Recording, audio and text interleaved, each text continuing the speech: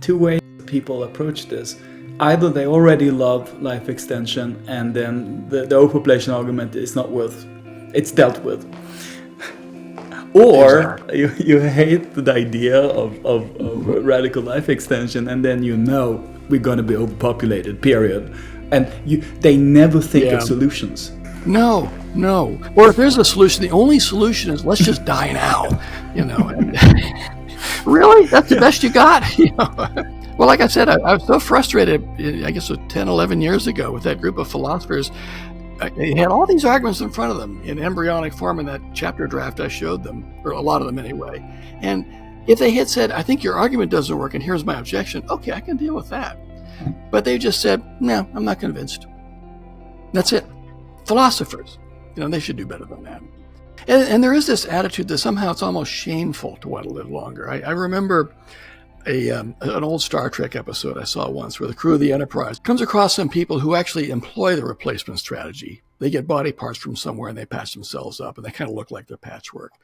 And the reaction of the crew on the Enterprise when they come across this is, oh, this is disgusting. These people should be ashamed of themselves. This is dirty. This is awful. Oh, you're creeps.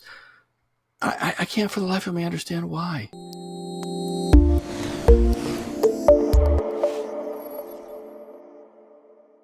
In this podcast, we're not only concerned with how we can prolong human life, but also with whether it's a good idea, morally speaking.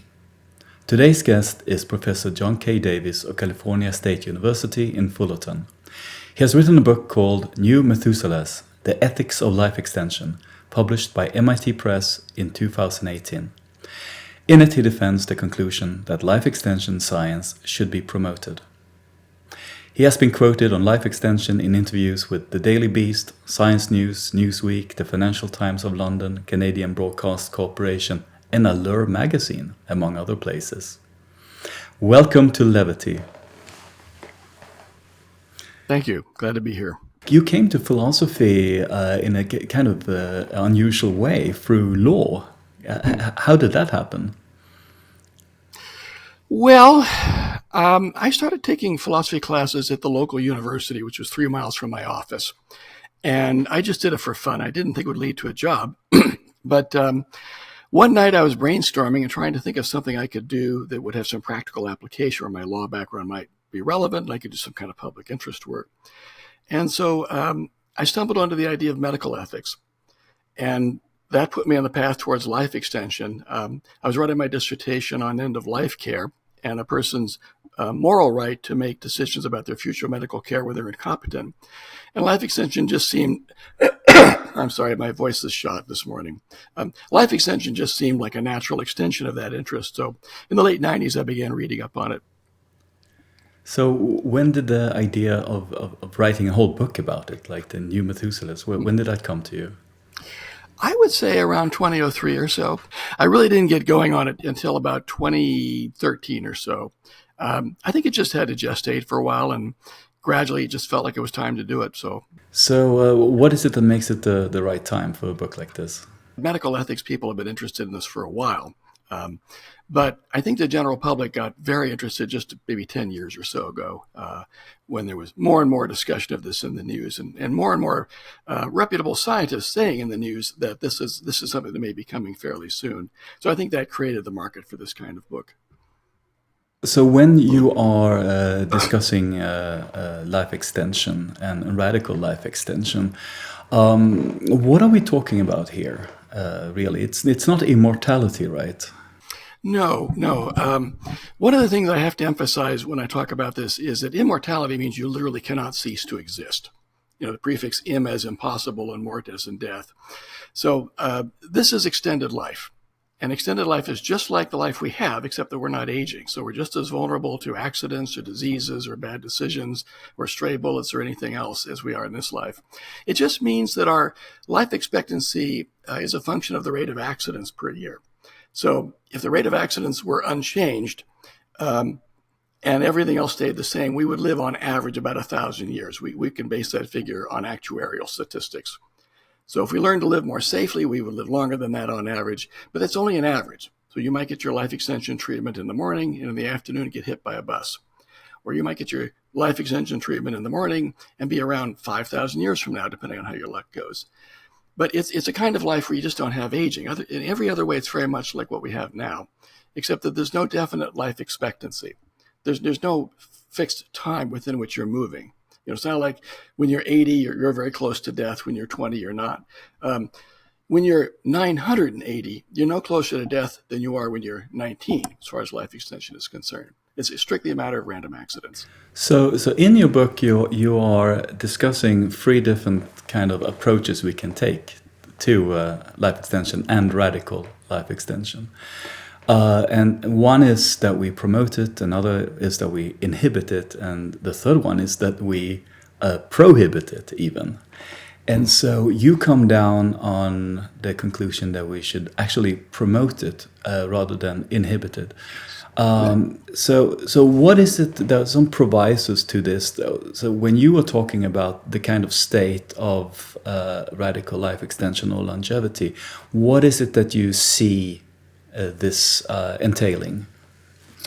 Well, I would say, broadly speaking, to do the aerial overview first, there's 3 broad categories of moral concerns here. There's a few that fall outside these 3, but 3 main ones are, number one, this is what comes to people first, would an extended life be a good life to live?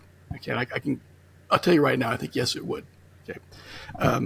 Secondly, what about justice? What if some people have access to this and some don't?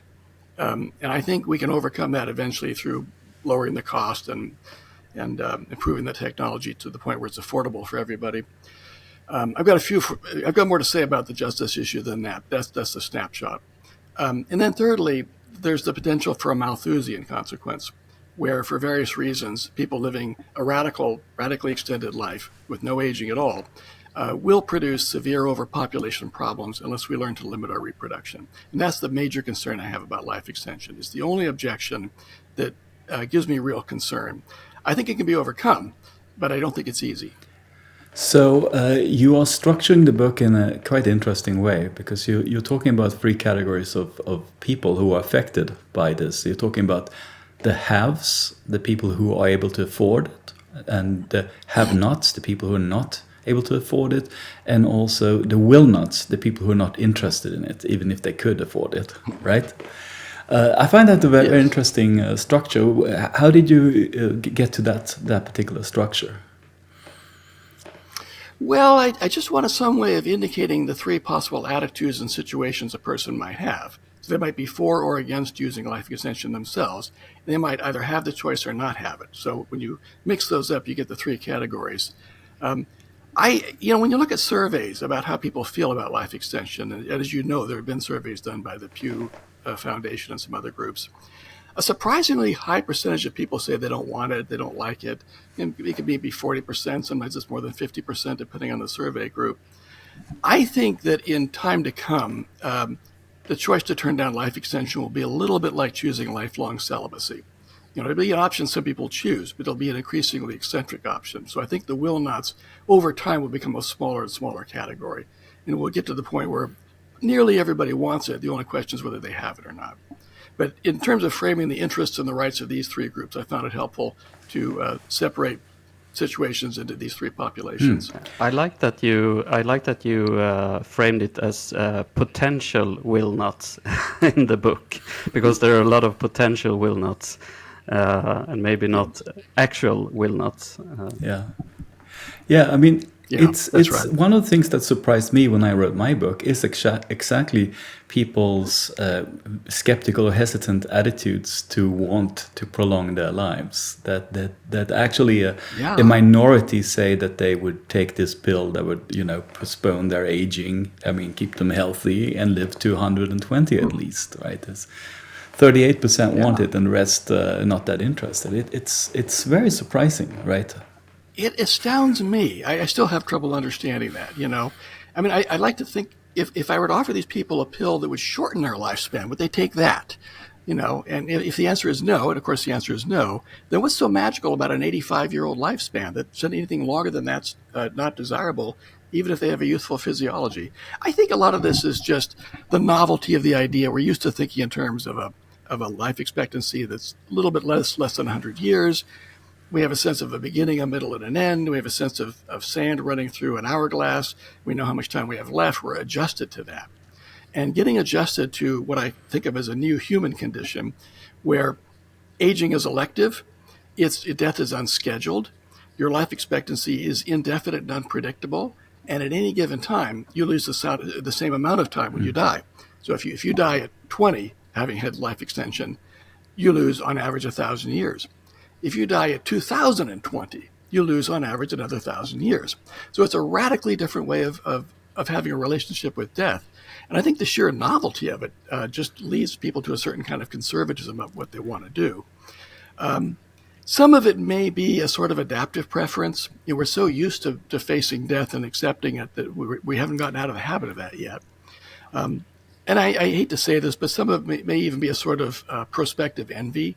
If you think people 3 generations from now are going to have this and you're not, well, it's easy to say, well, I wouldn't want it anyway. Yeah, that could be. I mean, you do spend the first chapters in the book actually making a case for life and against dying, and some might wonder, like, do you really have to do that? And you really do have to do that, because people have very well rehearsed reasons for why it would be a bad idea to live longer rather than to die, believe it or not. Yeah. And so one of the things people say always, especially when you have teach classes on this and the students are exposed to the question, they would say, "Oh, it would be boring," right? So yes. What do you have to say to people who think it would be boring to go on? Oh, I hardly know where to start. I'll begin with an anecdote, actually. Chapter 3 in my book is the first chapter I really get into this stuff. And I presented that to a group of philosophers whom I well respect back in 2013 in the fall. And there were about a dozen people in the room. And every single one of them said they would not want to extend their life. These are people with doctorates in philosophy. And I had laid out an entire chapter discussing the pros and cons of these arguments that made no difference to their thinking. They didn't even want to go there. But what I say is, look, if you go to an all-day music festival, you're having a good time at 1 o'clock in the afternoon, would you go home because you think you might be bored at 9 o'clock? No. You stay until you're bored, and then you leave. It just seems to me this is one of those questions we don't want to try to settle from an armchair. I don't know if I'd be bored after 1,000 years. I have no idea. If I am, life extension is reversible. And by the way, I want to kind of make a point right here. I think the way people think about life extension has been contaminated by certain mythologies and stories where somebody lives forever and then they can't undo it. So Simone de Beauvoir has a novel called All Men Are Mortal, which is like this. You take a potion and you can't undo it. You can't stop taking the potion. There's no antidote. You will literally live for trillions of years. And if you think about it that way, well, then yes, of course, you wouldn't want to do it. But people seem to forget it's elective. So anytime you don't want to do it anymore, I would assume you can go off your life-extending medications and just resume aging. Or if you're in a hurry, you could just end your life voluntarily faster than that. So I think this notion that you're going to turn it down at the outset because you think it'd be boring is just foolish. I mean, some otherwise brilliant people often make the kind of argument whereby they show that it might have some really bad consequences to be absolutely immortal, completely unable to die. And therefore, we shouldn't have life extension, like scientific life extension, which is, as you point out, reversible. They do. And, I think I have a couple of responses. Number one, I think when they say we shouldn't have it, in medical ethics, we call that strong paternalism. So if I were to make a decision for somebody who's competent and wants to continue living, and I say, well, your life is not very good, I think actually we should just take you off life support, that would be as wrong as can be. So if the implication of these objections is not just that the speaker doesn't want life extension, I would never force it on someone, but they think no one else should even have the option, that's as bad as taking people off life support before they're ready to go. So I sometimes wonder what the point of the argument is. But the other thing is with the well-rehearsed arguments, and everybody seems to have them at their fingertips, a lot of these come from late antiquity, as you know, Patrick, from Lucretius and Epicurean philosophers who wanted to argue that we can achieve tranquility and equanimity in the face of all suffering. What's the greatest loss? Death. So if we think clearly about death, we need not fear death. And so they came up with reasons why, death doesn't harm the one who dies and that sort of thing. But they also had, or at least Lucretius did, some arguments about why you wouldn't want immortality if you had it. But what people forget when they rehearse these arguments is he was talking about the immortality the gods have. He was talking about an afterlife, which I assume would be very much like what we have now. He wasn't talking about extended life, where you still have to look both ways when you cross the street. You have to avoid diseases that there's no cure for. And where suicide is always an option, or resuming aging is always an option. So when people say, "Oh, it's you're going to have a hard time accepting death, so therefore die now," or you'll get the virtues if you face death. Well, you'll still face death in extended life. It's there all the time. Or you'll procrastinate. Well, maybe procrastination is not such a bad thing. If I get to live for several hundred years, I'll get a lot done anyway. And as for boredom, we have medications for shopping addicts. Why can't we find a medication for boredom? So these seem to me very, very flimsy objections. But again, I have a great respect for personal autonomy. And if somebody, according to their values and their choices, doesn't want extended life, I would never dream of forcing it on them. I just think that if they take the position that we ought not to develop it at all, they're effectively taking the position that it should be prohibited. And I can't see a justification for that, at least in terms of the interests of the people who want to extend their lives. The only justification would be harm to others, perhaps. I see that as an immoral position, really, to prohibit people from living when they could be living if we did something about the situation.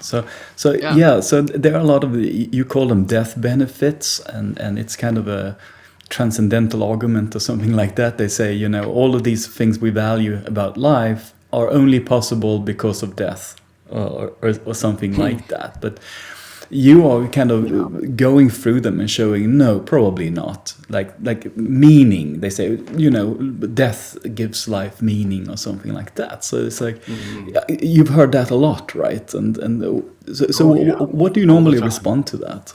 Again, going back to that anecdote about 10 years ago when I talked to the group of philosophers, I rehearsed all the arguments with them. It made no difference. So I think if people just don't want to go there, they just won't go there. But what I do say with things like meaning is meaning can be subjective or objective. So to me, the concept of meaning or a meaningful life simply means it's a life that has value for you while you're living it. So what kind of value would it have? Well, it could be subjective value. It could be you like that life and you want to continue on with it. And I think that's just boredom again, right? If you're bored, you don't find your life meaningful. If you're not bored, you probably do find it meaningful in the sense that you have a reason to continue living it. And we can set boredom aside. As far as objective meaning goes, that has to do with whether your life has some kind of moral value, either intrinsic value because you're a rational being, or value because you're doing good work and helping others or something like that. And there's nothing about extended life that prevents you from doing good work for others, or having the intrinsic value. In fact, if you have intrinsic value as a rational being, it seems to me letting yourself die would be a fairly bad idea.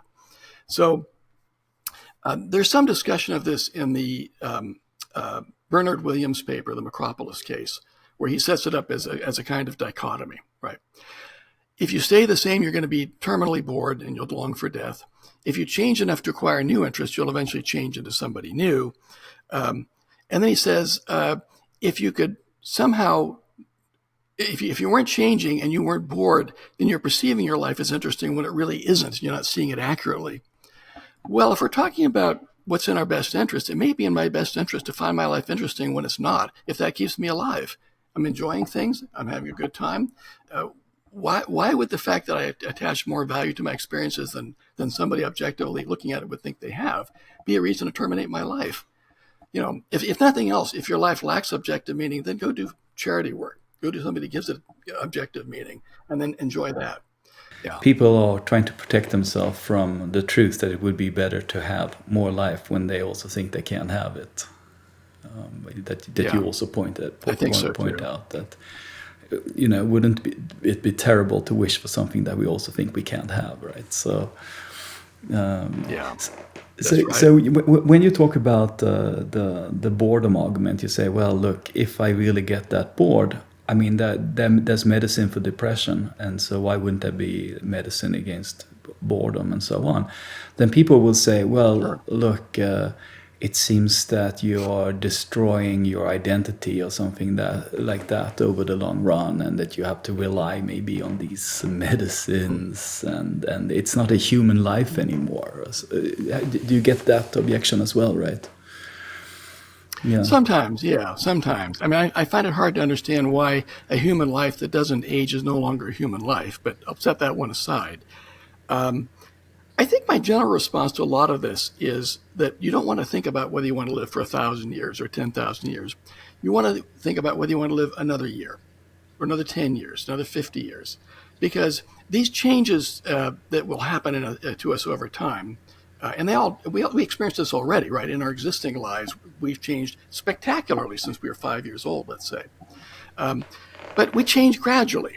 You're not going to be a different person in 25 years. You might be a different person in 250 years, but in 225 years, you won't be a different person in another 25 years after that.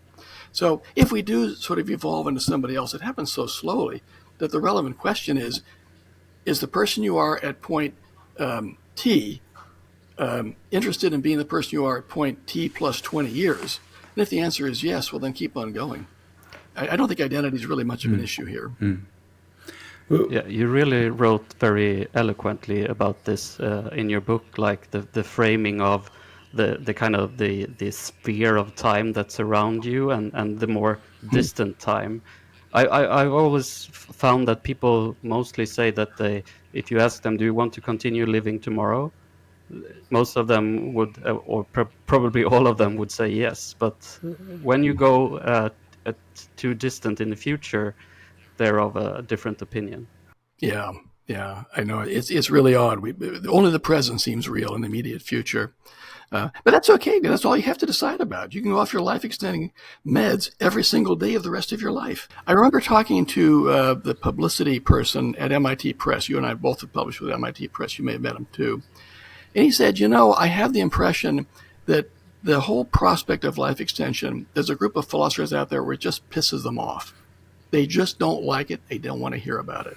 And I don't know if you run into that, but I sometimes sense there's some of that behind the scenes here. And reviewers as well. It's like we're bringing up some uncomfortable idea for them. But it's also, as I say jokingly sometimes, it's the least philosophical thesis that you can have, that you should prolong life. Because it seems like philosophy is so much about explaining why death is good. I know. I mean, we have no problem explaining why it's wrong to kill somebody, but somehow it's problematic why it's wrong to let somebody live. I don't get it. Again, I think it's an adaptive preference. It's prospective envy. A lot of it's just sheer conservatism. If you think about it, what are the major changes in human life over the last 20,000 years? Well, agriculture, cities, technology and industry, language, written language. Life extension's right in there. It's one of the half dozen major changes in the human condition throughout recorded history. So it's going to be a little scary. It's going to take some time to adjust to it. And one of the things I sometimes tell myself when I have these conversations with people is people just need time. They need time to get used to this. I had a conversation at one point with Aubrey de Grey, and I was asking him, what do you think would be effective in persuading people life extension is a good idea? And he said, and I think he's dead right about this, he said, just keep talking about it. Just keep bringing it up. Just keep rehearsing the issues again and again so people have a chance to get familiar with it. And I think that's a lot of it right there. We're so locked into the sands of time running through an hourglass vision of our lives, the kind of life that's like a movie with a beginning, a middle, and an end, and you're getting close to the end credits and all that. We're so locked into that, we haven't gotten used to thinking about the new human condition, as I like to call it, where your life expectancy is indefinite and it's elective, and all of that. Yeah, absolutely. Now, you write something quite interesting, and that is that if we achieve through promotion life extension or radical life extension, then it would actually, in some sense, harm the will-nots, the people who don't want it. So can you explain that? Yeah, the will-nots some of them prefer to live in a world where not just they don't have life extension, but nobody else has it either. Maybe they're just more comfortable in that kind of world. Now, if you try to provide reasons why that might make sense, the only one I can come up with would go something that's elective.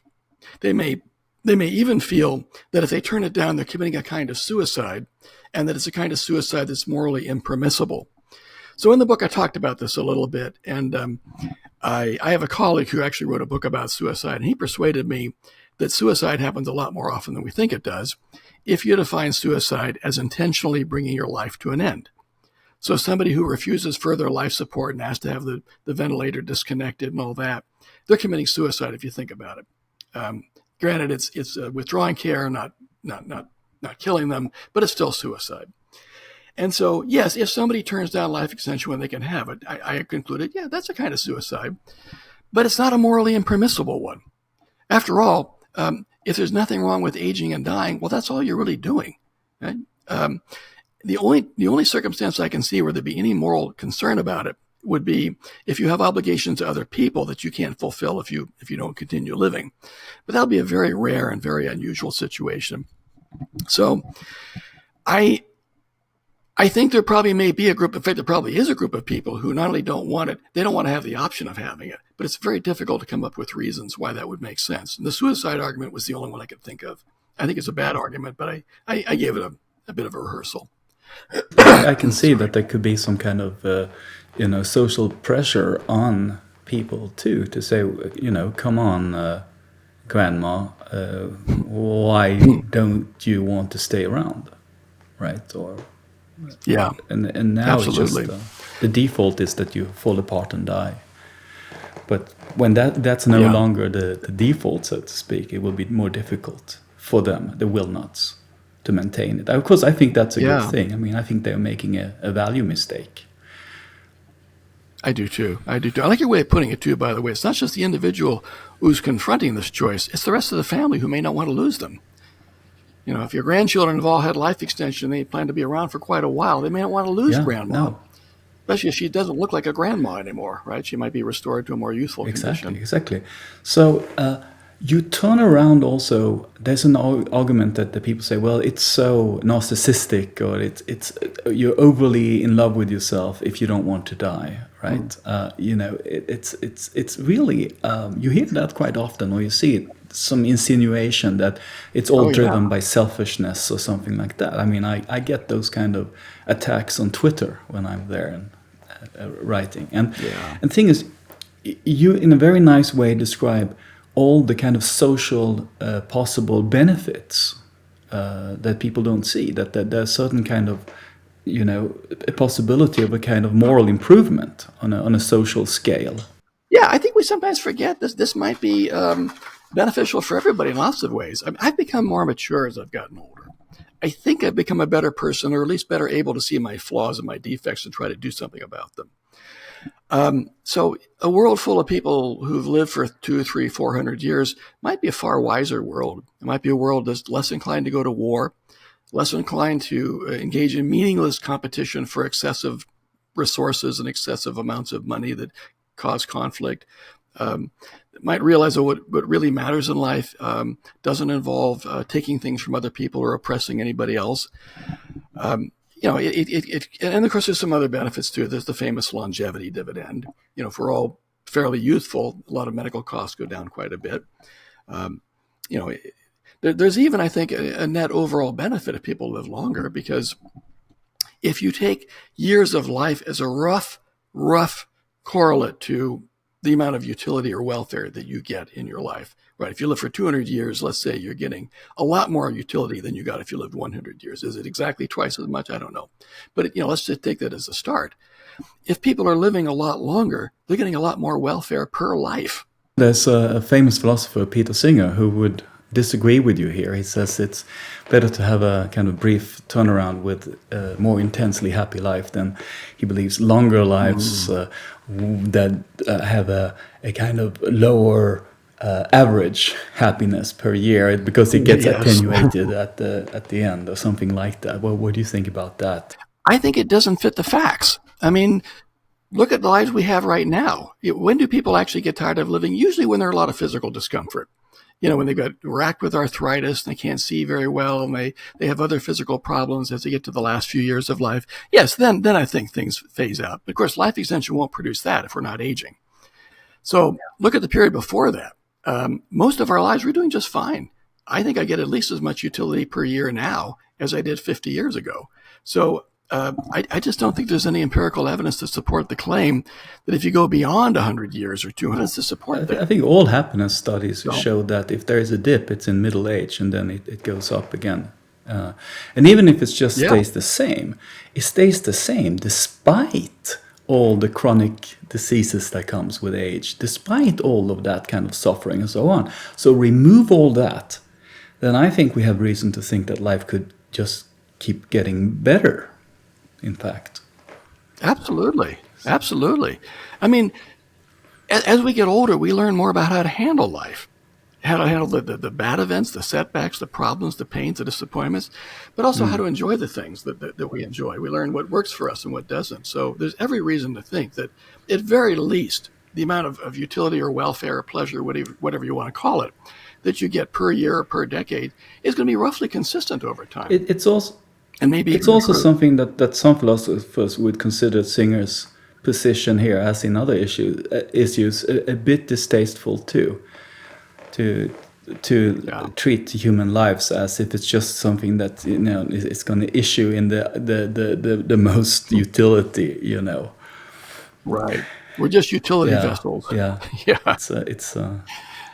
It's a bit of an extreme position, but it's also a position that's incredibly indeterminate, because it could be that he really should be out there promoting life extension, really, unless he has something good to say about the arguments that you just made. Yeah, that's one thing I've noticed is people who don't like this position don't really engage the arguments. That's been my experience.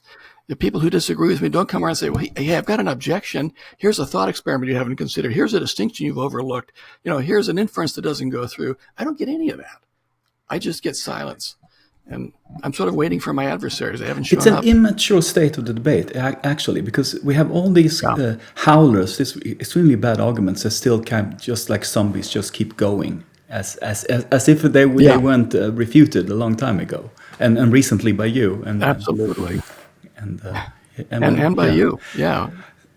Yeah, no, I totally agree, Patrick. That's my perception of this as well. It's frustrating. So we have these bad arguments, but we also have some good arguments against your position, you grant. And the ones that you think have some merits are the ones that focus on what you call Malthusian worries. And so what are these Malthusian worries? Right. So I'll make a prefatory remark before I get into that. I think sometimes people think I'm against life extension because I raised this issue. And I got some rather hostile posts on the internet about a paper once where I talked about this. What I think people forget is that no technology is going to be all good or all bad. You have to net out the pros and the cons, the benefits and the disadvantages and so on. So I think the weight of argument is in favor of it, but that doesn't mean there aren't some drawbacks. Now, as far as the Malthusian issue is concerned, this is actually a very old issue, and I found this out just recently. There's an English thinker named William Godwin, who in the 1790s said, I think we might be able to extend human life someday. I think we might discover the processes of aging and halt them. Wouldn't that be wonderful? Who replied? Thomas Malthus. And Thomas Malthus said, if that happens, we'll have overpopulation. So there's a long history. I got together with a demographer, and we decided on the following way of approaching the problem. We said, look, we can't predict how people will reproduce, how many kids they'll have, in a given life expectancy and so on. But let's just ask ourselves, what would the fertility rate have to be to stay out of trouble? So then he developed a formula. I helped him a little bit. He's the mathematician. He developed a formula where you plug in average life expectancy, the fertility rate per woman, the accident rate, and birth ages. So birth age is how old the mother is when she has a child. The birth ages turn out to be important, interestingly enough. And so we ran quite a few projections. I think he did it on Excel or something like that. And I'll read some of these to you. So with moderate life extension, which I haven't mentioned very much so far because I think it'll be a temporary thing, but moderate life extension, let's say 120 years, if women have an average of 1.8 children per woman at a birth age of 20 for the first child and 60 for the second child, let's just say that's, they wait a long time. What do you get? Well, the population will increase in 90 years by about 21%. That's not too scary. right? That's fine. Radical life extension is the one that causes the problem. So I'll read you a few statistics here. Let's say the life expectancy is 1,000 years, which it would be at current rates of accident and disease and so on. So if women had 2 children per woman, one at age 25, one at age 75, this is purely arbitrary. Of course, you can plug in all sorts of numbers. The population will increase 4 times and then stay the same. It stabilizes. That's quite an increase. If a population with 1,000-year life expectancy has 1.8 kids, that's our current rate in the United States, and they have these at an average age of 20, maybe one at 19 and one at 21 or something, the population will increase over 49 generations to 10 times its original size. Part of this is because the birth ages are so close together. Then it gradually drops, but 10 times is quite an increase. If it's 2.1 children per woman, which is the replacement rate, allowing 0.1 for some mortality, and they have their children at ages 20 and 40, it increases threefold from generation 5 to generation 49, so a tripling, and then it drops.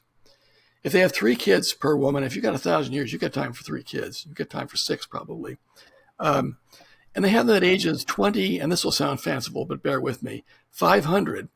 Then the population increases 6 times and then inclines. So there's no way around this. Right? This is just arithmetic, really. Well, maybe it's mathematics. I'm not sure. The only thing you can do is alter the birth spacing and the fertility rate. Now, let me go off on a digression for a second. What I hear all the time from transhumanists, and God bless them, I love those people. They're with me on this issue. They're with you, Patrick. But very often what you'll hear is, well, we're going to have colonies in space. We're going to find ways to feed 1 trillion people on planet Earth and all that sort of thing. So I thought about this at one point. I said, okay, let's think about this colonies in space thing for a second. We can't build colonies in space, but what about colonies on the ocean? How about floating cities? Well, we don't have floating cities. Okay, how about cruise ships? We know what it costs to build a cruise ship. So I looked up the average cost of building a cruise ship, and it turns out that it is about $170,000 per person that's on the cruise ship. So let's see, how does this go here? Yeah, so if you want to put 8 billion people on the ocean in cruise ships, never mind where the food's coming from or the power, never mind the fact you get cramped on a cruise ship after a while. You want to put 8 billion people on the ocean, unless you've got 8 billion on land, right? It's going to take 7.24 times the yearly world economic output to create all of that. So if you devote a quarter of the world's economic output to building cruise ships, it'll take you 28 years to build enough of them. And then you've got to figure out where the food's going to come from, and the power and so on. Now, if you want to put colonies in space, you've got to put the cruise ships up in space, or better yet, they've got to be spaceships, and it just gets ridiculous after a while. So I wouldn't say it's impossible. I grew up watching Star Trek. I love science fiction. And it may be 500 years from now, all kinds of crazy things will be possible. But these projections that my demographer Shaheen Davidpour and I ran indicated that the problem will appear in as little as 3 generations. We're not going to build enough cruise ships for 8 billion people in 3 generations. We're certainly not going to build colonies in space in 3 generations. Things just aren't moving that fast. So we've got a real problem here. And as I said, there's 2 things you can do about it. One is you can try to reduce the fertility rate, and the other is you can try to alter the birth spacing, because the farther apart the births are spaced, the less the impact on population. I think you have just a wonderful image of this, the lingering guest, you call it. Thank you. Yes. And that's one of 3 reasons why this is a problem. Of course, one reason being that people have more time to have children. Another reason being the percentage of fertile people in their reproductive years, will be like over 96% if we're not aging. That's a big factor. But the lingering guest problem, right. So I like to put it this way. Suppose you're throwing a party, and it's going to start at 10 o'clock in the morning. It's going to end at 8 o'clock at night, 10 hours later. And it's going to happen in your living room, and you can comfortably seat about 20 people, and you figure each guest will stay for about an hour. They're going to come randomly through the day. So you expect them to rotate in and out. So you invite 200 people. Your party's a huge success. Everybody loves it. Nobody wants to leave. Okay, by 9:30 at night or 10 o'clock at night, you've got 200 people in your living room. It's not going to work. So part of the problem with a population issue is people think, oh, well, just keep the reproductive rate to the replacement rate, 2 point whatever, will be fine. No, because everybody's going to hang around a lot longer than they do now. They won't be gone at 85 years. They'll be here in 485 years. The generations will pile up like people hanging around a party for too long. So it's not something we can fix scientifically or technologically. We can only fix it by altering human behavior. And that's what makes this problem so difficult. So it's important here, again, so people don't misunderstand you, that now you're talking about 1,000 years, and you're talking about having around 2 or 1.8 children, and you're not talking about now living a couple of decades longer. It's at the extreme point where we have solved aging and people live to 1,000. And then if they have children, then their children will have children, and their children will have children. Great grandparents are still there. So even if you say, okay, we will become more efficient, of course, with energy,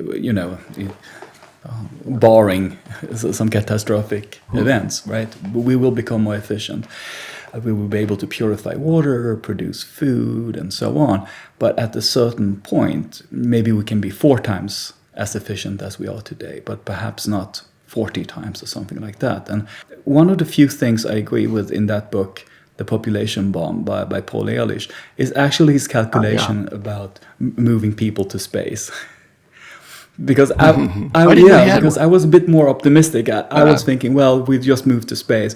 But then he actually made a calculation and he said, okay, that might not be so easy to move that kind of scale of people, billions of people, into space and into colonies that we don't have, right? So that's right.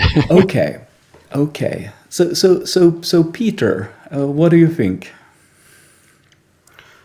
Yeah, what do I think? Well, I think one thing to bear in mind also is that it's a little bit difficult to just look at the number of humans that exists, because if you look at the world today, that's not really the problem. The problem is that 10% of the world's population are consuming 50% of the world's resources. So there's also if the poorest 50% consume 10% of the world's resources. So it's also a question of how do we share these resources with each other. But also one thing that I thought of is that in several times in the book, you do like you reverse. I don't remember what you call it, but you take the argument and you ask readers to think of it in reverse. And so if I was to think of, I don't know, you have this concept of forced choice, right? Yes. Yeah, we can talk about that. But I think it would be problematic to run that example in reverse now, if you know what I mean. If you had if you knew that the world was going to run into this climate crisis like 100 years ago, it's hard to think that we would have adopted something like forced choice. I mean, there is the example of China, of course, but it hasn't turned out that well. So yeah, I'm just rambling now, but you can continue. I see your point. Yeah, no, you raise a good point. Let me kind of provide the context for it, then I want to respond to your excellent point there. Yeah, so with regard to the Malthusian problem, what Shaheen Davidpour and I asked was, well, what would the fertility rate have to be to avoid trouble? With a 1,000-year life expectancy, if every other woman had a child, a fertility rate of 0.5 children per woman, at age 20, the population will increase by 33%. It'll stay that way for 44 generations and it declines. So that seems acceptable, right? Or if each woman gets one child and you use birth spacing to reduce the impact. So, some women have it at 20, some at 40, some at age 800, some at age 900. This again is arbitrary. The population goes up by 57% by generation 50, then declines, and that might be tolerable. But part of the point here is people think, well, the population's falling all over the world anyway. What's the trouble? And my answer to that is, at fertility rates far below the ones that are giving us trouble now, we'll have trouble of the opposite kind. The effective life extension is so massive, it overwhelms the benefits of a falling population. So I point out the possibility of a policy about this, and I call it forced choice. So the idea is you choose. You can have as many kids as you want, but you can't have life extension. Or you can have life extension, but how many kids you get is a matter of a lottery.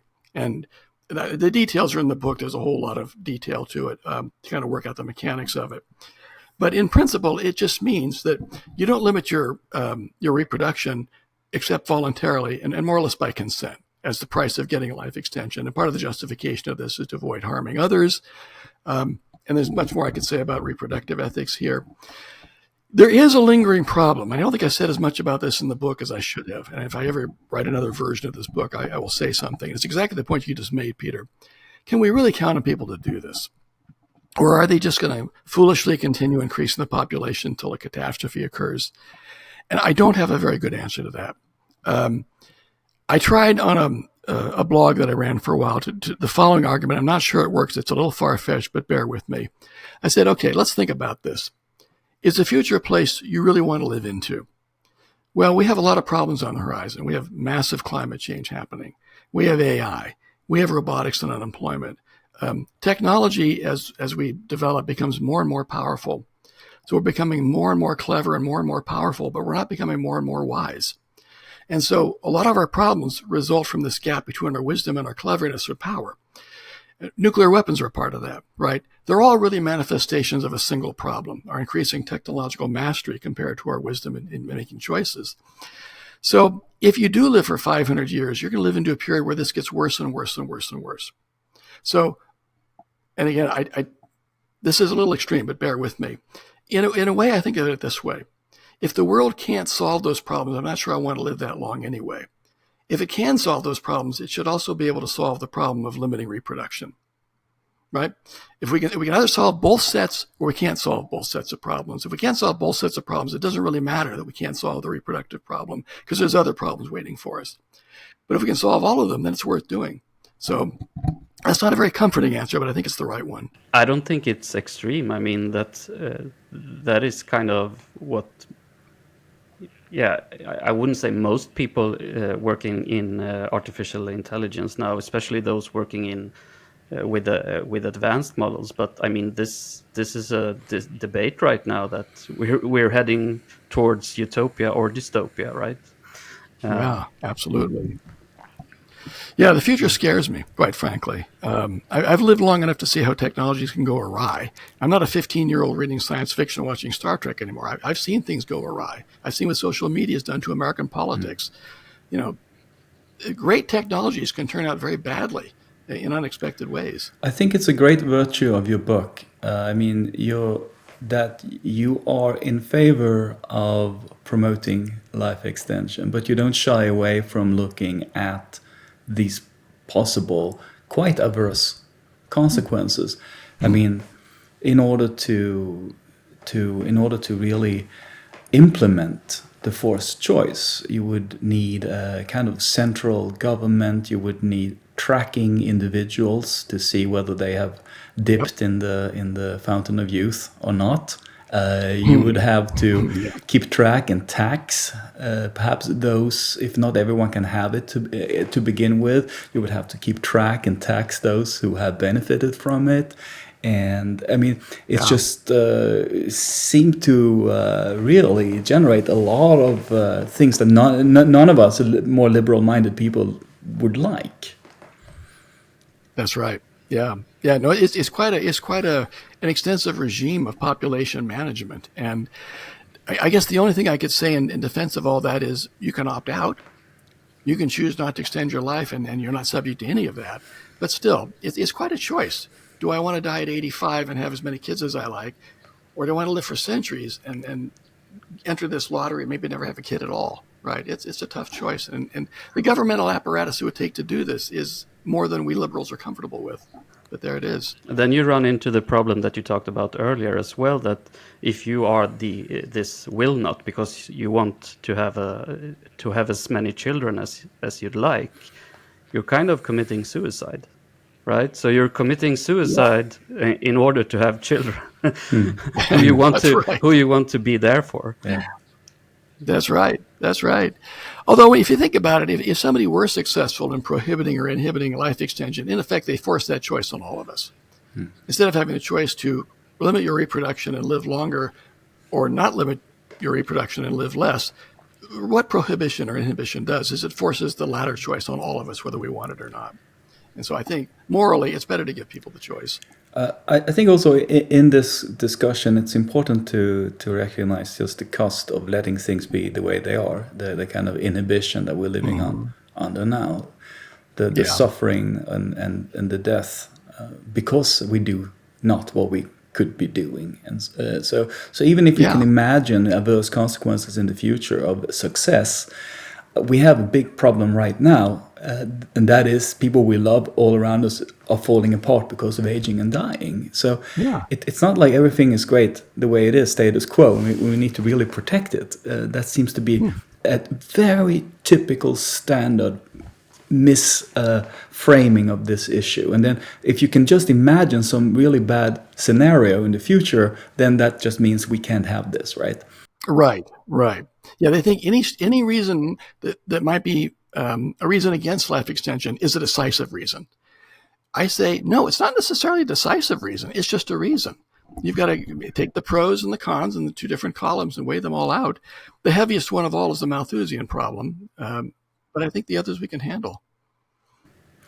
But also at the end of the kind of Malthusian worry, when people start leaving the party after having lived 1,000 years, then you can revert back to having 2.1 children per woman or something like that during a lifetime.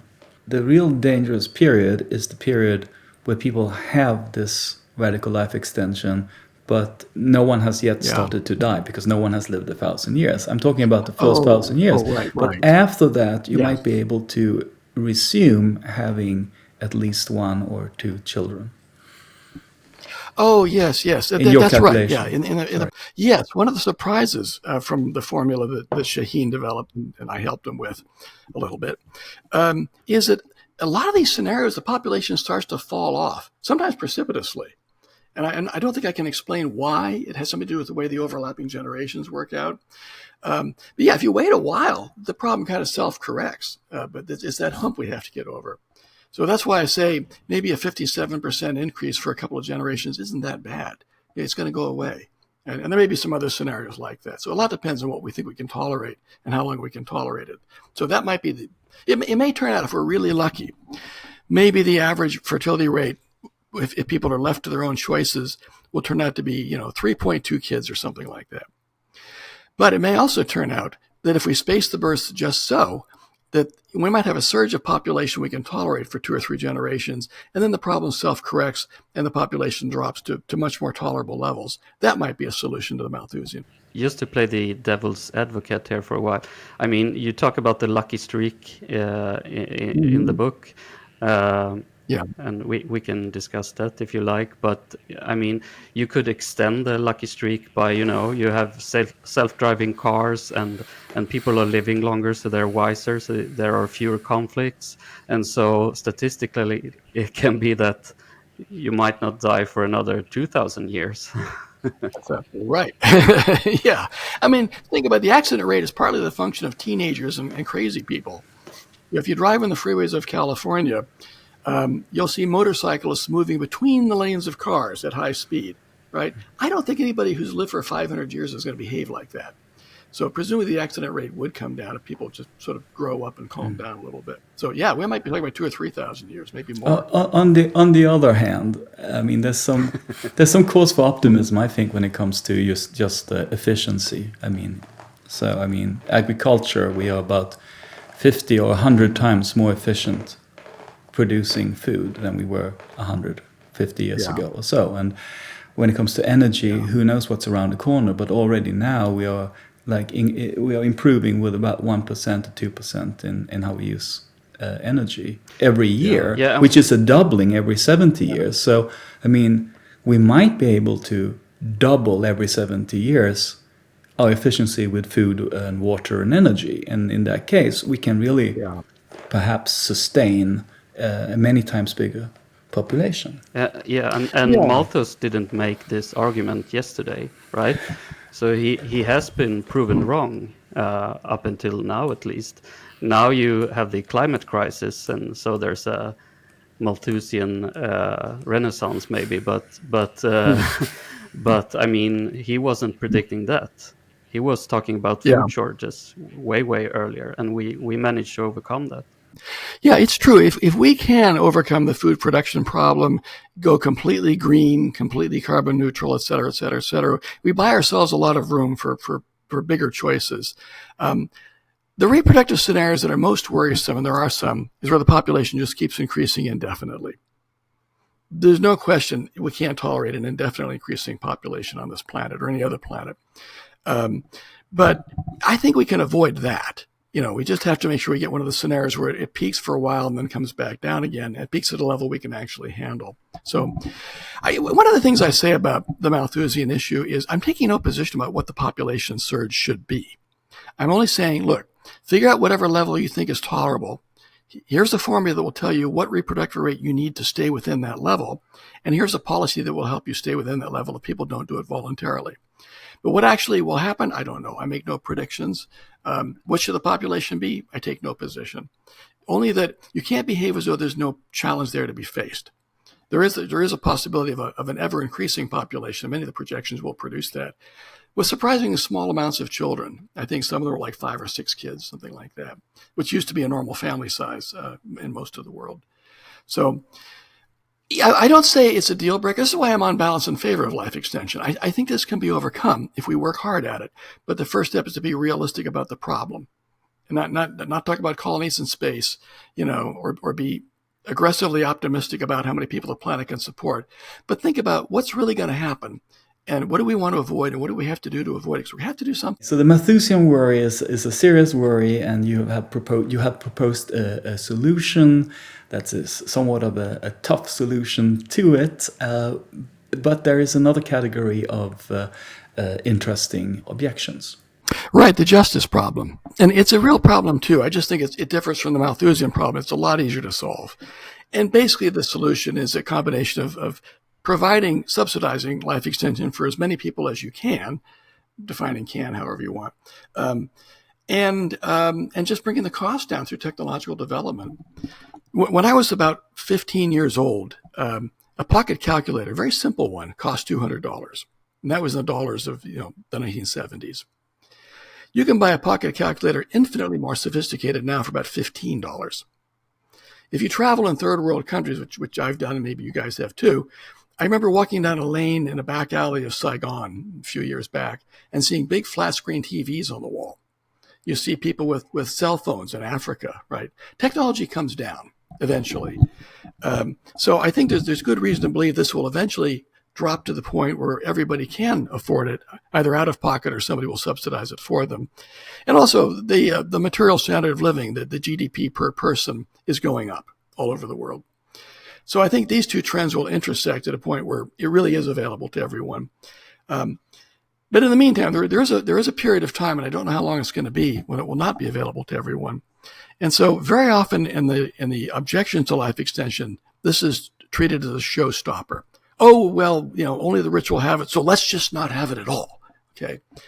Well, of course, it's a bad thing to have this kind of inequality. It means some people have more opportunity because they have more time. It means any existing inequalities, like in property, will increase because people have more time to increase their assets. It's just morally offensive on the face of it. That's not the interesting question. The interesting question is, what do we do about that? So very often the critics will go directly to say, well, let's just not have life extension. What they're doing is achieving inequality by making sure nobody gets it. The alternative is to achieve equality by making sure everybody gets it. The only catch is we can't give it to everybody right now. I have a hunch the Silicon Valley billionaires are going to get this before anybody else does. And, well, the less said about that, the better. But I think prohibiting it in an attempt to achieve a certain kind of equality is something philosophers call leveling down. And it's an objection to certain versions of egalitarianism, where you could achieve equality by denying something to everybody. That's called leveling down. We don't deny, organ transplants because there aren't enough organs. We'd have greater equality in the distribution of organs because we wouldn't distribute any organs. But it's the wrong way to achieve equality. And so it is with life extension. You don't level down. What you have to do is make it available to as many people as you can at the economic capacity of the society. until we get to the point where the economy itself makes it available to everybody. Personally, I'm fairly optimistic about that. I think that the market for this is as big as the human race. The profits are titanic. The demand is spectacular. So it seemed to me very likely that this will one day be like pocket calculators. There'll be a collection of medical interventions you can get involving various drugs, maybe some stem cells, possibly some genetic engineering. And this may be so widely distributed that we can actually do it robotically through automation or something and cut the medical cost of delivery.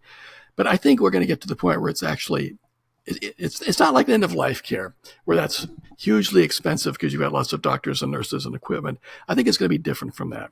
I think it's going to be affordable sooner than we think. It's interesting. This is also an illustration of people's particular blind spot when it comes to life extension. Because they don't make the same argument about developing heart transplants or new medicine for rare diseases or anything. I mean, they could make exactly the same argument about any invention or any research that will first benefit fewer people. So you should just stop the development of anything that's good. But why do they pick exactly this life extension? Well, they could make the same argument about some cancer, some rare cancer treatment.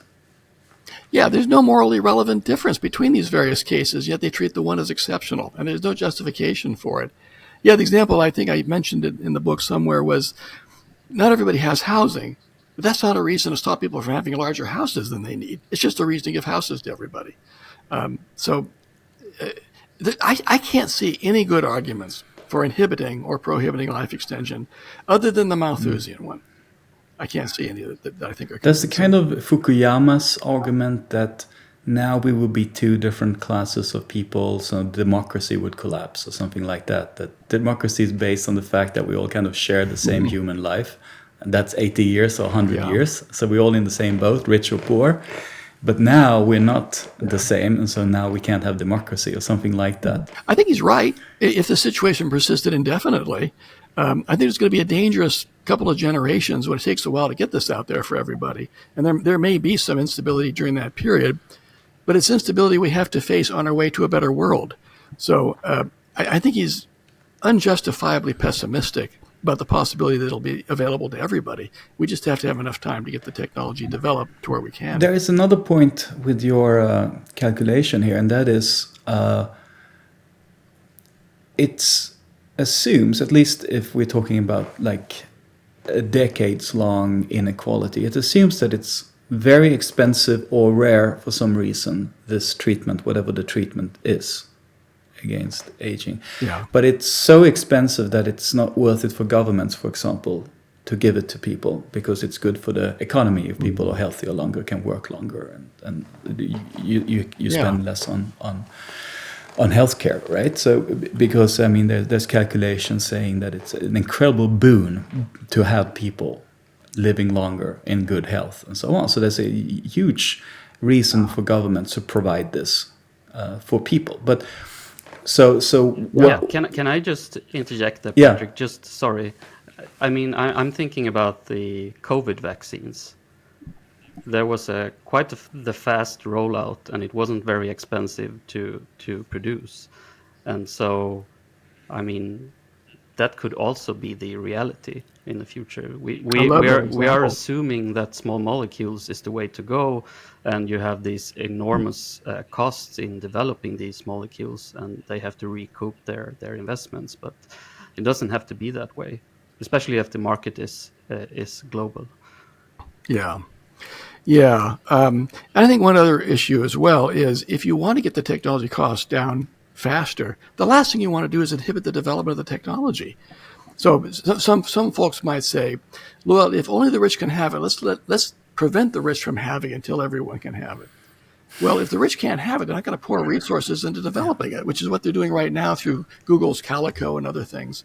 So I think it's regrettable, but I think it may be, on balance, we're better off just letting it happen that way and trying to make it through the couple of generations that it takes to get this available to everybody. Yeah, I mean, and also I don't think perhaps everyone would be so bothered by, for example, Aubrey de Grey getting it first, or No. my especially not him, of course, but it would be a bit unfair for Elon Musk to get it, since he's against it. But even if I would say that, okay, so it would make me a bit mad because he's against it, right? But his money, of course, goes into paying for it. So, and also I would say, even though it makes me a bit mad, I wouldn't want him to die just because I can't have it. I mean, still good for him. Right. I mean, it's not ideal, but I'm not going to require him to die. Yeah, I mean, it's one of these situations where you can run a kind of fun thought experiments. You could say, what if it turns out that for certain people with a very odd gene, a certain combination of vitamins will halt their aging? We didn't know that. We suddenly found out for one person out of 1,000, the combination of these 3 vitamins you can buy in the supermarket will halt aging. We wouldn't say, well, we better take those vitamins off the shelves, right? We would consider that almost a kind of murder. And so the only difference between that case and the life extension case is it's a lot more expensive. But whether you're getting extended life because you're lucky in your genes, or you're getting extended life because you're lucky financially, it's still luck either way. And if we ought not to prevent it when it comes to being lucky with your genes, we shouldn't prevent it when it comes to being lucky with money, especially if helping those who are lucky in that way gets it to the rest of us eventually. Yeah, I think one point to make also is that it's ironic that we had Adam Grease on the podcast recently, and he was lamenting the fact that the Silicon Valley billionaires are actually not spending their money on life extension research. I think it's like 0.06% or something of their accumulated wealth that they're actually spending on this. And you have a few high-profile names, but most of them don't believe in this, right? That's not to say they wouldn't be the first to actually benefit from it, but they're certainly not paying for the research to get it done. Yeah, there is that as well. Yeah, I've tried to find out how much money they're actually pouring into this, and it's really very difficult to pin that down. In absolute or objective terms, it seems like a lot of money. Calico has a lot of money behind it, for example. But the percentage of the resources of the Elon Musks and the Peter Thiels of this world, it seemed to be minuscule. Yeah, I mean, exactly. We're talking about 0.01% or something like that of the total wealth of billionaires, according to Adam Grease and Nathan Shane's calculations. And only like 30 billionaires are kind of interested out of 6,000. Well, if you look at the National Institutes of Health, these are agencies of the U.S. government that do medical research. They spend about $3 billion per disease on the major diseases.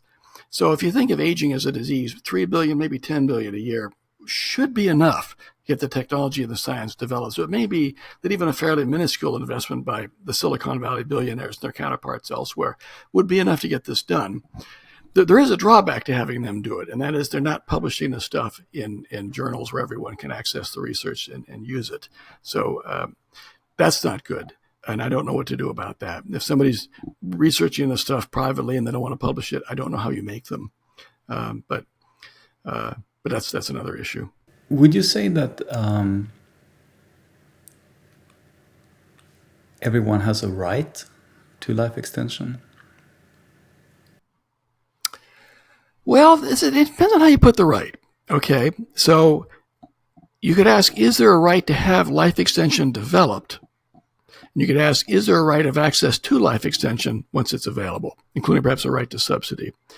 So the position I take is, if it's available, yes, you have a right of access to it, and also in certain circumstances, you have a right to a subsidy to help pay for it, on grounds of distributive justice primarily. But in the book, I talk about somebody who wants to see rugby games, okay? And their city has no rugby team. We don't have rugby in America. But let's say there's a rugby fan in Chicago. He wants to see rugby, okay? He doesn't have a right that the city fund a rugby league so he can watch rugby games. You have a right to seek something. You don't have a right that others help you get it.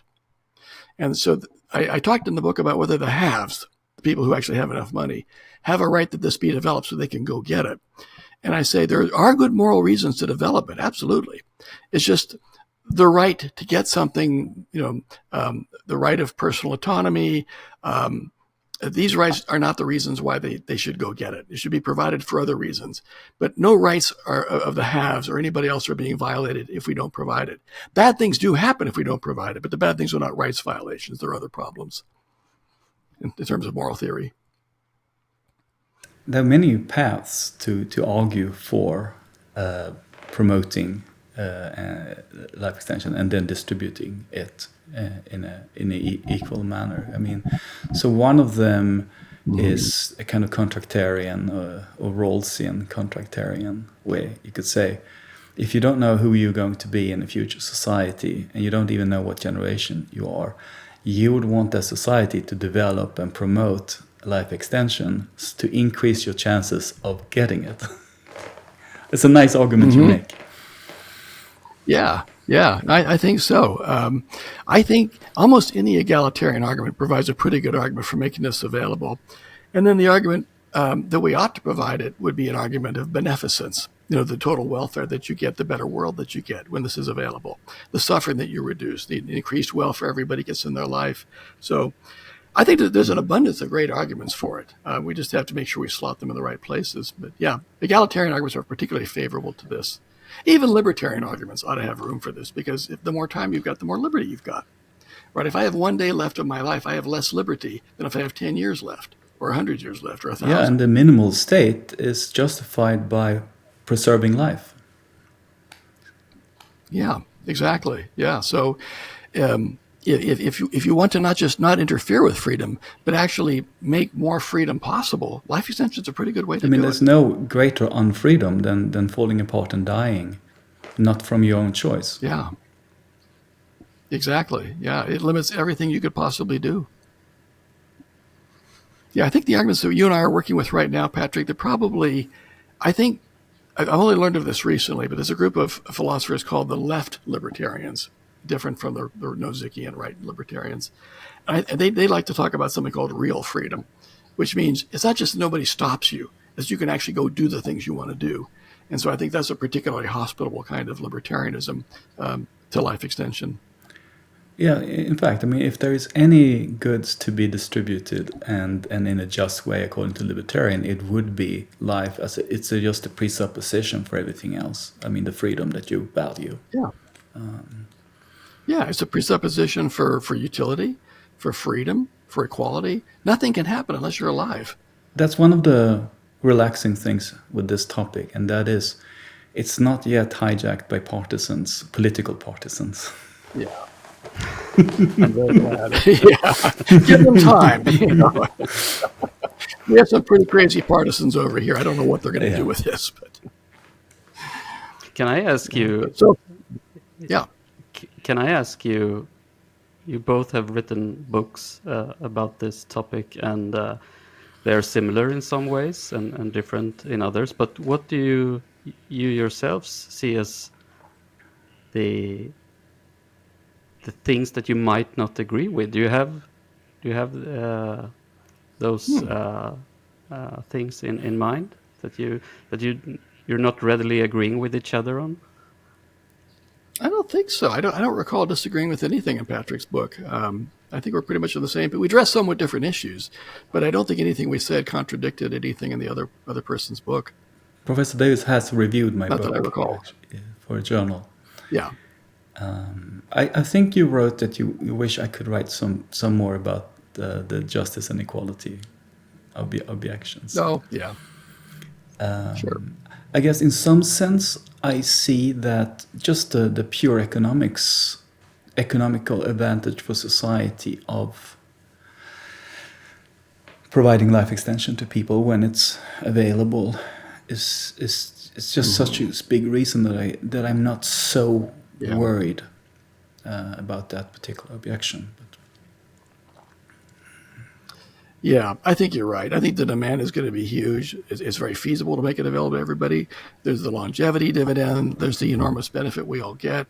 The reasons in favor of developing it, making it available are so compelling and so numerous.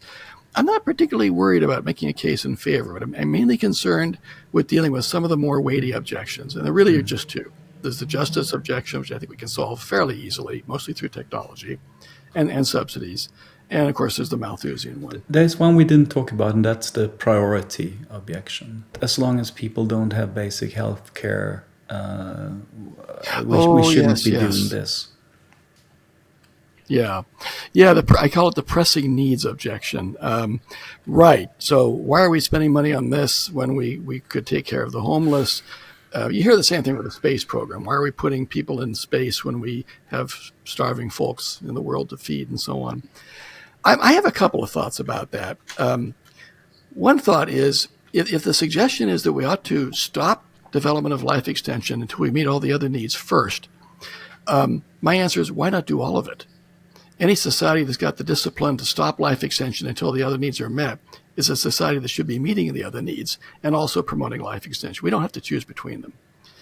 Moreover, if we don't meet the other needs, and our track record is not good, so we probably won't meet all of them, that doesn't, how shall I put this? It's not as though inhibiting or prohibiting life extension means we'll do a better job of housing the homeless or feeding the hungry. Right. It just means we have a larger set of problems instead of a smaller set of problems. I think when people talk about which needs we should meet first, they're thinking from the standpoint of what I call a total planner. Somebody's got total control of all planning and all resources. And they get to decide, okay, what do you spend on this set of needs and that set of needs and that set of needs? And first of all, if I were a total planner, I would meet all of the needs. I think there's enough money to do life extension and all the others anyway. But secondly, there are no total planners. Nobody has that kind of power. The folks who have enough influence over resources and science and development to develop life extension don't have control over how much food is given to the hungry or how much housing is provided, or whatever else we need to be taking care of. So it sounds great in the abstract, but as soon as you bring it down to the real world, this is where I think applied ethics is so wonderful, because ethical theory, when it's brought to ground and forced to deal with the real world, becomes clarified in certain ways. And I think the pressing needs objection just sort of splinters once it hits the ground. I mean, that half a percentage of the budget of NIH that they spend on aging research, if they didn't spend that on aging research, I mean, it wouldn't solve all the problems of the world. I mean, no. But also, a lot of the problems of the world are really connected to people aging. Yeah, absolutely. Yeah. Inadequate medical care happens partly because when we get old, we need a lot of it. If we didn't need that, we could spend a lot less money on medical care, which frees up money for other purposes. And as I said earlier in our conversation, I really do believe it's possible for the human race to grow up. I really do believe that with time, maturity and wisdom come, at least for some people. And maybe if you have enough time, maybe for everybody. And we may decide that there's certain things we consider very important now that are causing a lot of trouble, like competition, the desire to dominate and achieve social dominance and all that. We may just outgrow that. And if we outgrow that and live a wiser life, a more limited life as far as our influence on others is concerned, the world will become a better place. At least I hope. If nothing else, we won't write off posterity so easily because we'll be in posterity. We can't say, I don't care what happens 500 years from now. Well, 500 years from now, you might be here. So now we have reason to care. Might be good for the environment. Yeah, I'm actually quite optimistic about the future, not only for us reaching longevity, escape velocity, and solving aging and that kind of stuff, but also I'm quite optimistic when it comes to artificial intelligence. I think we will figure it out. So that might also take some of the competition out of the equation, right? Because we might have intelligent systems that are helping us with lots of stuff. So we don't have to compete. Yeah. We can play instead. Well, another topic that interests me is automation and the possibility of what's called technological unemployment. And to make a long story very short, many people, myself included, think what we should do is take the profits that come from having fewer workers and distributing them to the unemployed. The end result of this would be something like Marx's vision of, what did he call it? The age of superabundance in the distant future, when we all live lives of leisure and do only what we want to do, right? So it could be that along with all that, automation and AI may provide us with a very nice income, to put it bluntly, as well as the means to develop some of these technologies faster than we otherwise might. We just don't know what's going to be possible in 20 years. So I'm thinking about for you. I think your argument or your argument against death is you like the autonomy argument in particular. Is that right? Oh, I wouldn't say that particularly. Are we talking about the arguments why extended life is good Yeah. for you? What's your beef? What's your beef Or- with death? And Right. Yeah, we haven't actually touched on that, have we? I mean, why is extended life a good life? In some ways, it took me a while to really say much about that because it just seemed obvious, right? I like being alive. Wouldn't it be good to be alive longer? But I've got a few arguments. Here's one for you. I call it the God's offer argument. And it goes like this. You're on your deathbed and you're dying. And at the moment of extinction, God appears before you. You say, God, oh, is there an afterlife? And God says, well, yeah, there is, but I got a lot of complaints that the afterlife was boring and meaningless and people weren't developing virtues. I got sick and tired of listening to all that. So I've changed things around a little bit. And here's how it works. Yeah, there's an afterlife, but it's optional, number one. You don't have to have it if you don't want it.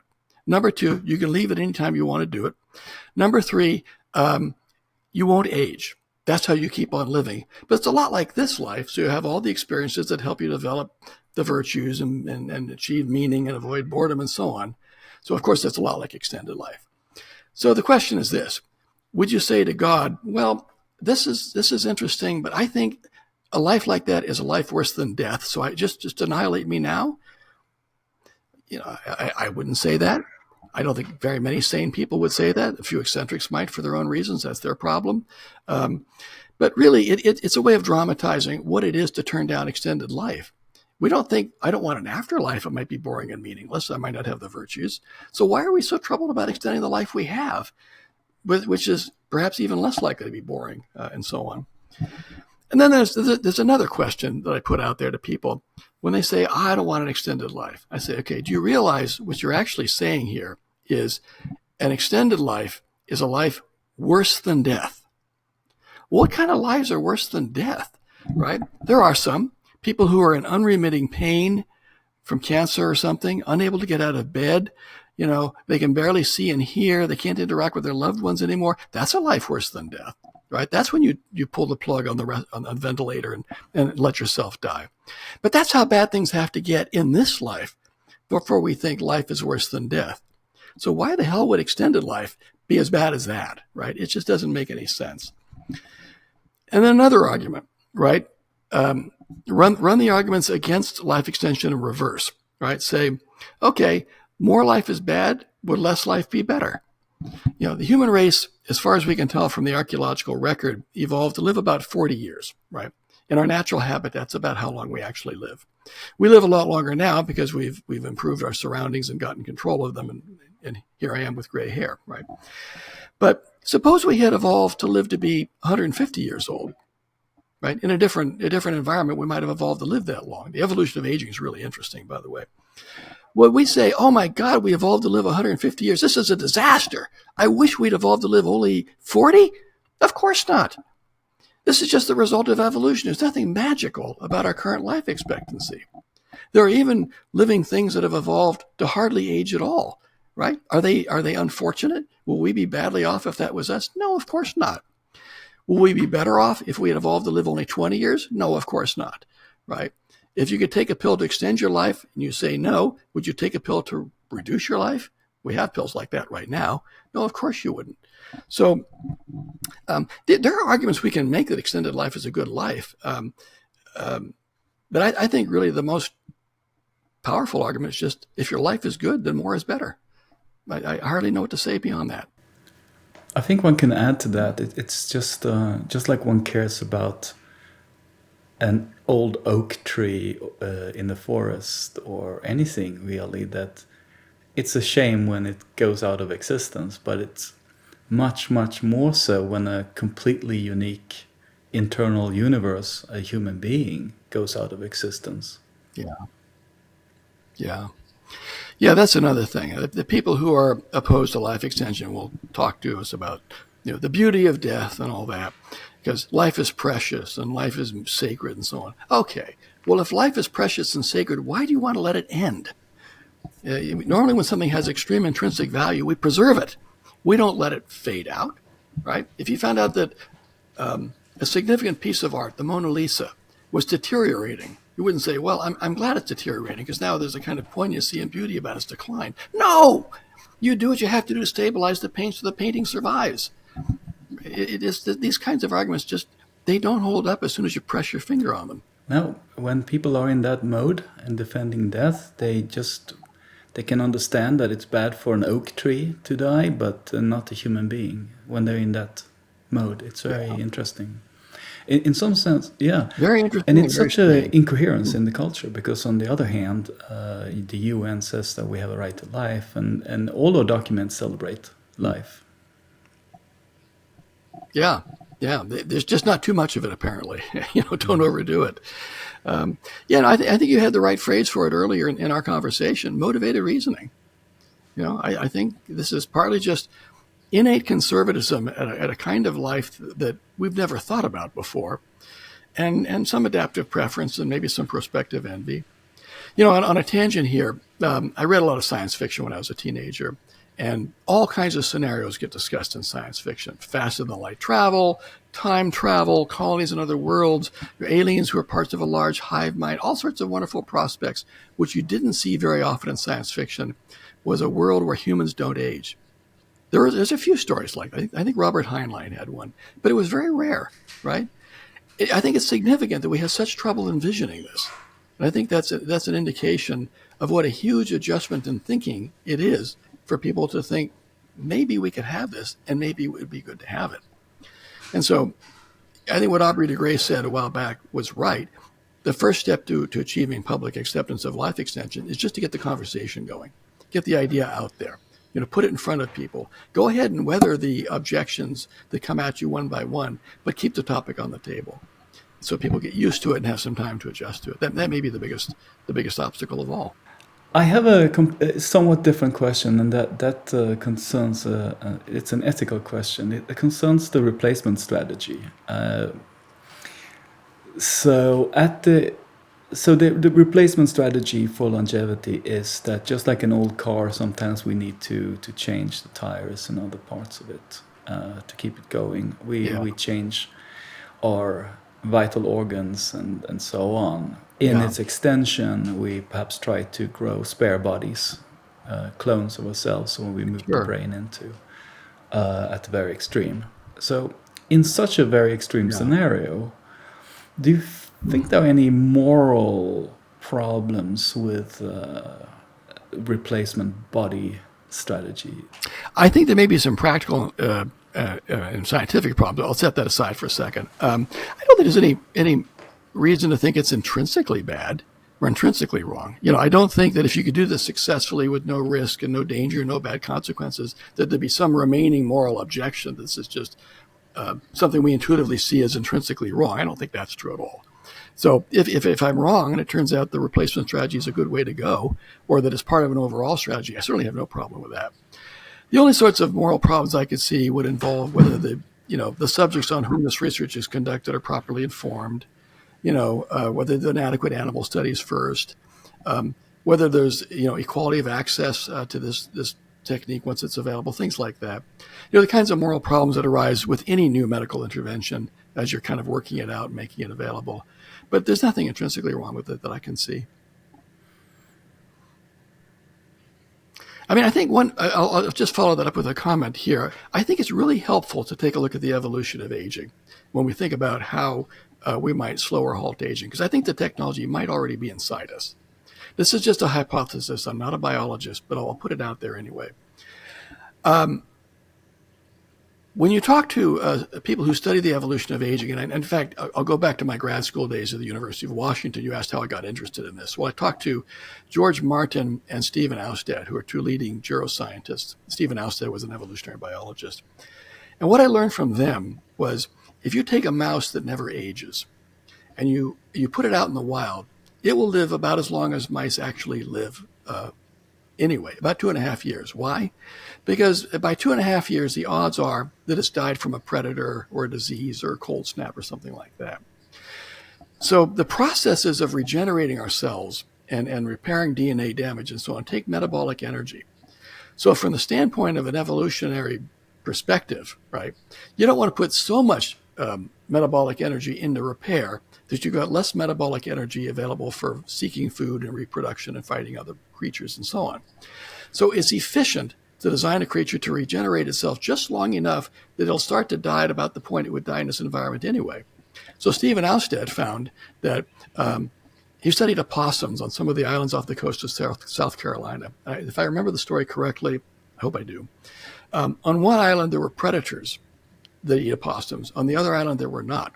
And it turned out the opossums on the island with no predators had evolved to live longer, because there it made sense to put metabolic energy into regenerating them for a while longer because they had more time available. So I think what we're going to find is that aging really starts in your 20s. We grow older and we change, but we don't really start aging until our 20s. And I think that has a lot to do with our natural environment, where we probably live to be about 40 or 45. So that suggests to me we already have the ability to repair DNA, and replenish cells. In fact, we know we do because we do it when we're kids. And so if we just switch the genes around so they fire up that system again, instead of turning it off, turn it back on, and give ourselves enough metabolic energy to use it, I think we'll find that the key to life extension may already be inside of us, may already be in our genes. That's one reason I'm optimistic that it will come to be. That's you're talking about it sounds like you're talking about the disposable soma theory. Soma, yes. Yes, and I know that Tom Kirkwood. Tom Kirkwood, I had the pleasure to meet him once. Yeah. By the way, that's I just realized, or it just hit me, that Stephen Austad and you've kind of similar titles for your books. So his latest book is called Methuselahs Zoo. Oh, yeah. I didn't know that. I'll have to take a look at that. Yeah, it's I'll good. Take a look at that. He's a funny guy. He is. Yeah, very nice fellow too. Yeah. I should add there are actually, I think, a total of 4 different evolutionary theories of aging, and some of them have more optimistic consequences for life extension than others do. But I feel like the disposable soma theory has got to be at least part of the answer. Just because of Stephen Austad's studies with opossums and other species. But there are other theories that have somewhat different implications. Well, Peter, do you feel satisfied? Do you have any?